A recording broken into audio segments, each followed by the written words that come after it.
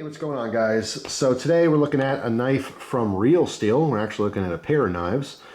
This one is called the Luna. All right, and this is a slip joint, so there's no actual locking mechanism on this. You see there is a half stop there, but it's non-locking, which is nice to know for some of the international viewers. You might have legal issues with obtaining or owning and using knives with locks. But this one was really interesting. When I actually first saw this one, I fell in love with the design. It was very simple. It looked like it was well done. The first one I actually saw was in linen micarta, which I loved. I think it was a green one. I saw a picture of it. I think someone posted on Instagram or something, or maybe it was one of the Facebook pages. But I loved it. I thought it was really, really cool. And after I looked into it, I realized there was a ton of versions. There's different handle materials, there's different blade steels, and then the newer version here in the background is the Luna Boost, which is actually a Framelock version of this knife. So this is the one I have the most use on, but I did kind of test this just a little bit just to see what was going on, so I'll talk about that. It's like I said, this is awesome. That's even cooler for the people who aren't super into slip joints. At least have a Framelock option as well, and a removable thumb stud, which we'll again talk about in just a minute here. But first I want to kind of give a little zoom on this and focus on this one, because again, this is what I got the most usage out of so far. So the Luna has a 2.75 inch blade. It's a drop point. All right, this one happens to be a limited edition version that was made for River's Edge Cutlery, so it's their exclusive. And this one has a very beautiful golden ebony wood for the scales. All right, this is, it's beautiful. What's really nice about natural wood scales, of course, is that every one is a little bit different. Some have more knots and stuff in them. I really like these particular handle scales. You can see on the top, there's a lot more grain. On the back side, there's a little less grain over here, a couple, small knots.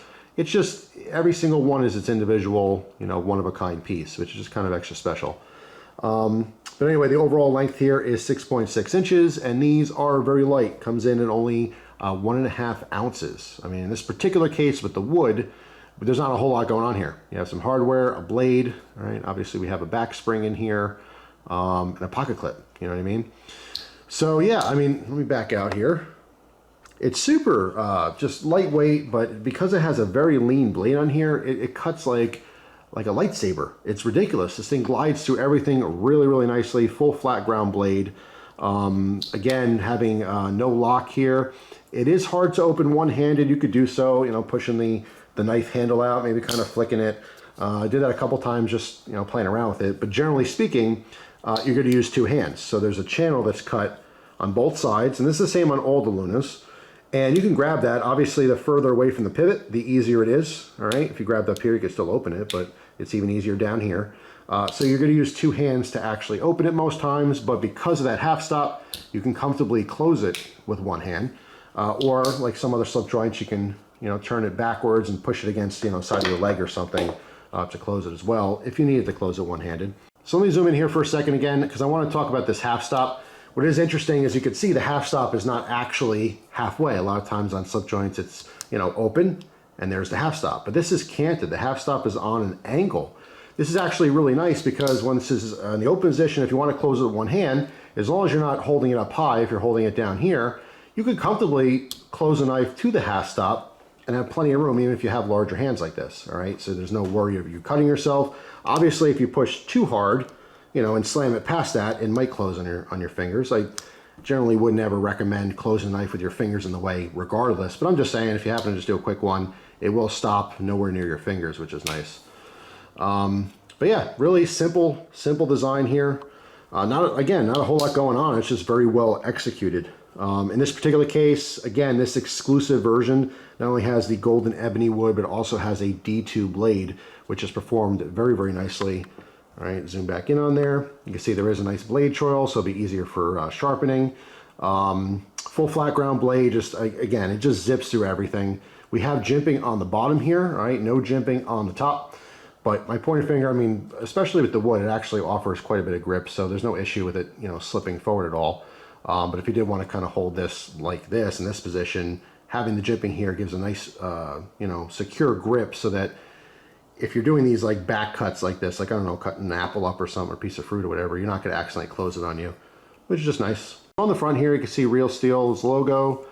On the back, we have the designer's, kind of skull logo there. And of course, this one's marked D2. On the front, I do like that it has a presentation style pivot. I've always preferred this. I've talked about this for years.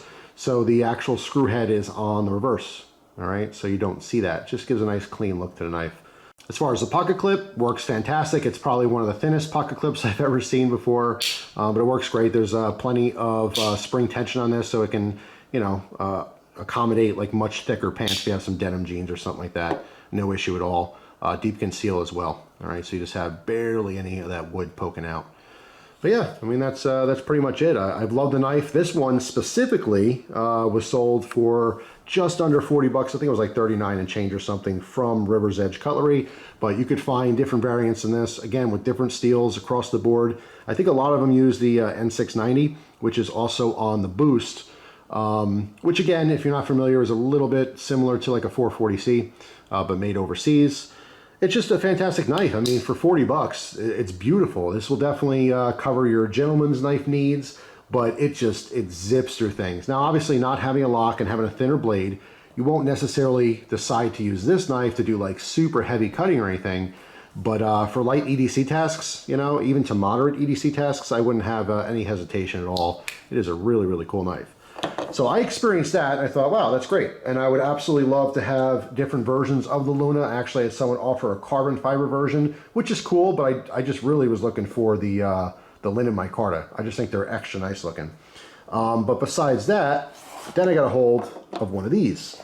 This is the Luna Boost, all right? So they basically took the same design, they threw titanium scales on here and made it a Framelock, which is awesome. But in addition to that, they put on a removable thumb stud. And what's really cool about this one is that this thumb stud can go on any of the Luna models. So if I wanted to, I could swap it over to this one. You could see in this particular case, we have kind of like a bronzed or a brass type coloration on our hardware and stuff. The pivot, obviously the thumb stud itself, and the screws, as well as the standoffs, so the spacers on the back. This is just one version of this. They also make one that's just totally silver. They also make this, I believe, in titanium that is still a slip joint. So there's, again, a ton of versions of these real steel Lunas, but the Luna Boost is kind of extra special. All right, so there's a little screw on the back end here which just tensions it against the spine of the blade. You can put this in any position you want, of course, throughout the entire channel there. It is a frame lock here, locks up very nice. All right, there's no blade play in any direction. Super nice lockup, pretty smooth as well. I thought this was the optimal position to put this in as far as thumb placement. All right, so it's just easier to open. Originally I had it kind of at the end of the channel and it looked a little nicer, but it's just a little too close to the pivot. All right, the farther away your thumb stud or opening mechanism from the pivot, the less tension, the easier it is. It's just how it works, right? So yeah, this is really easy to grab. You can see if I zoom in even more that there's some cutouts on the front end here. Okay, so we have flat plate that's on like a 45, and then we have some of this jimping on top. All right, so it's easy, grabs the thumb skin, all right, and then just smoothly opens, all right, and locks up. So really, really cool. And again, this is the same thing as the Luna. So for reference now, the only thing that is different on the frame lock that I'm actually just noticing now is that this one has the lanyard hole. I didn't even notice that right off the bat, that these didn't have that lanyard hole on the back. But I don't really know offhand. I don't think that the other ones do. It could just be this version.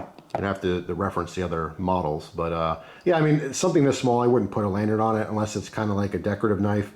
But I mean, when I think lanyard on knives, I think like, you know, thick 550 cord and like a huge lanyard bead or something like that. On this particular knife, this might look really nice with like a really thin leather thong or something. Yes, that's hilarious, right? Leather thong.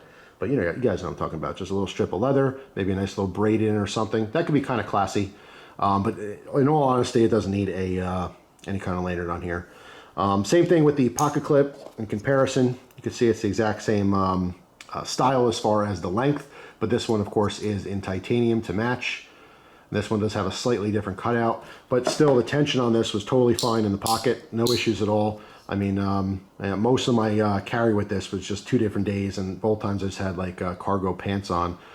So no issues there, but you know, of course you want to experiment depending on what kind of pants you wear.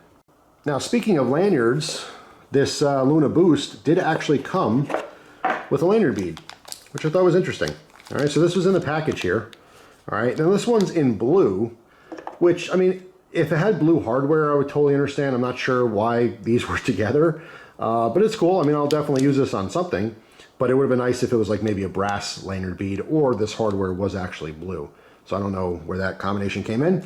But when you open it up, you also got this. This basically housed the little thumb stud in there. So again, you don't have to have the thumb stud if you didn't want that option, but it is nice that you have full access to opening and closing this one-handed, which you don't get very easily anyway with the original Luna. All right, so that was in there. And we also, of course, got our regular paperwork for the knife. And then we have this little, I don't know what this is because at first I thought maybe it was a patch, but clearly there's no, there's no patch on the back, but it's also not a sticker. So I don't know if this was supposed to have some Velcro or something. It's cool, something to put down, I guess, while you're playing with your knife. I don't know. You could probably put some double-sided tape and stick it to a gun safe or something. And then we have the specs on the knife, all right? Luna Framelock. Again, this one is in that Bowler N690. There's all your specs. You can see a couple different versions of this. This one's satin. There's also a stone wash and a black wash. TC4, micarta, carbon fiber. All right, this one was made, what's that say? December 2020. All right, so it's not that old. And this is item number 117, which is also on the box. So yeah, I mean, it's pretty straightforward stuff. I don't think I'm missing anything, am I? Nope. Oh, there's a cleaning cloth. All right, so there's a cleaning cloth hiding in there as well. So yeah, I mean, it was packed full of stuff. Again, the bead is a little random. It's really cool. It just doesn't specifically go with this knife. I would have just liked maybe a bare tie to match, or again, blue hardware. But hey, I'm not complaining. It's a very cool free bead. Well, not free. It comes with the knife though.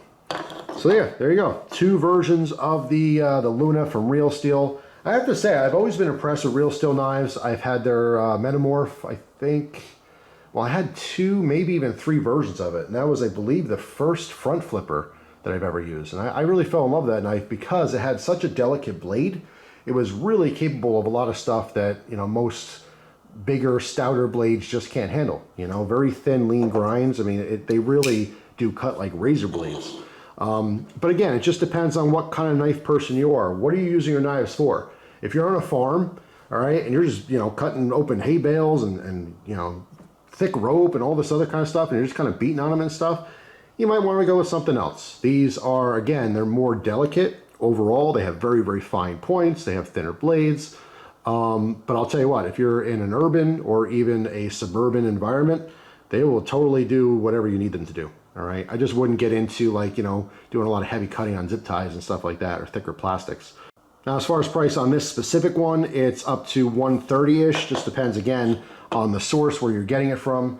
But they range all over the place. So as little as 40 bucks all the way up to 130 bucks.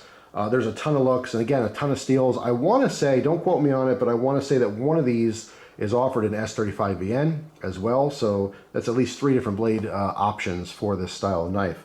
But I've been super impressed with it. So I'm going to be using this Luna Boost a little bit more. But again, this original Luna is just, like I said, it's a lightsaber. It's ridiculous how easily this zips through things. Let me see if I have anything here in the background. I got some newspaper. All right, I mean, it's ridiculous. It's actually 2 layers. Hold on. Let's get one here for you.